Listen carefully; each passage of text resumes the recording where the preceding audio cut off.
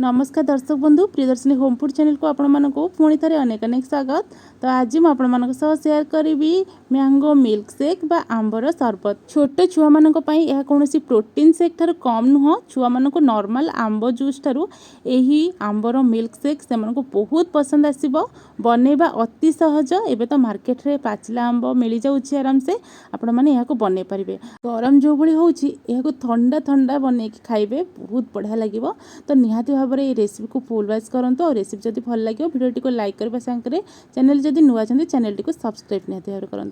तो प्रथम ये कड़े मुझे जाऊँगी 500 क्षीर।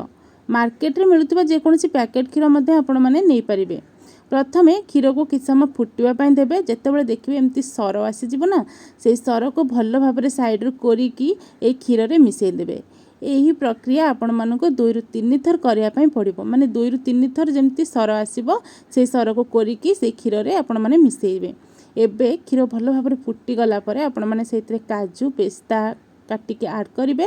तापर मुझे अल्प टिके गुजरात गुंड दे दूसरी जमी फ्लेवरटा बहुत बढ़िया आसो। मन रखु क्षीर को आपण मैंने पूरा फुटेक राबिड़ी करेंगे। राबिड़ तो आमर बहुत ठीक हो गला पर कलर जानते पूरा येलो पलि आसो। किंतु नाई ये देखूँ जमी फुटी फुटी आमर पूरा क्षीरटा टिके बहलिया हो आपण भिडियो जमी देखा से भाव में केते बढ़िया सर बहुत सारा हो गला। क्षीर आग अपेक्षा बहलिया हो गला सेमती हवा दरकार।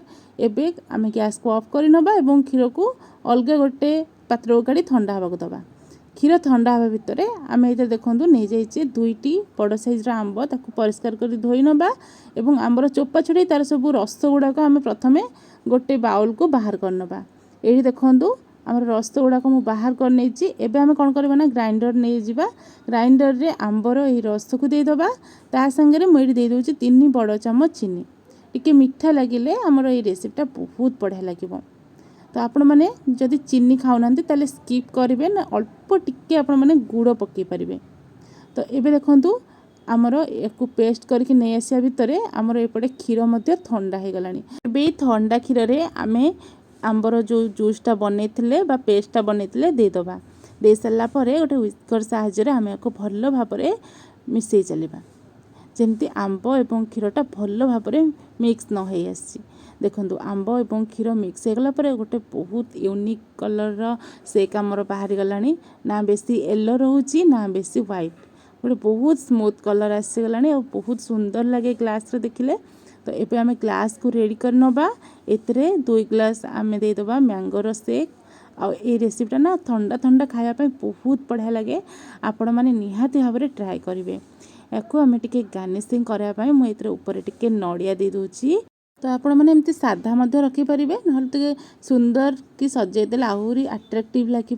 घर को जब गेस्ट आसुँच आपड़ तो गरम बहुत है तो से ठंडा ठंडा डेजर्ट रेसिपीटा बहुत ही बढ़िया लगे।